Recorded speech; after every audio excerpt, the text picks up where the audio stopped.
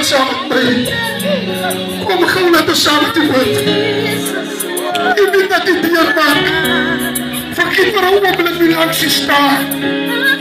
Vergiet vir 'n oomblik.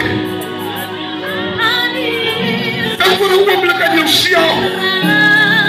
Dink aan jou broer. Dink aan jou seun. Dink aan jou dogter. Dink aan jou man. Dink aan jou collega. Hulle het jou vandag gesê, ek kan nie stres. Hulle het jou vandag gesê, ek kan nie meer.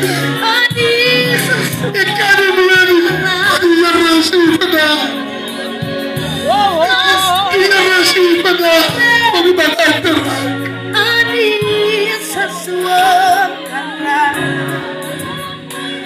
Die vrou wat aan bloedvloed gelei het.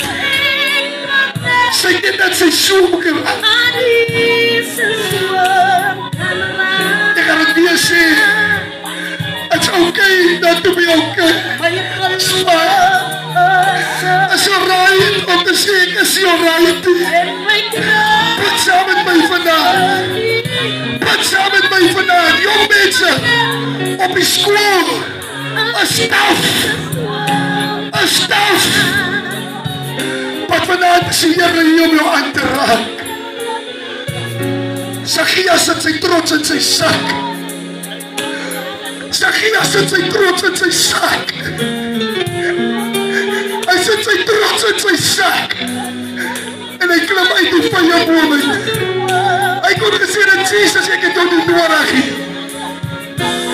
Hy kon gesê dat Jesus, ek stel nie belang, ek het genoeg geld. Ek bly in 'n groot huis. Daar is niks wat nie vir my kan doen of sê nie. Dis ver om ek die beste plek, ons het gehoor in die getuienisse. Toe hoor ons bekeer meer jong mense.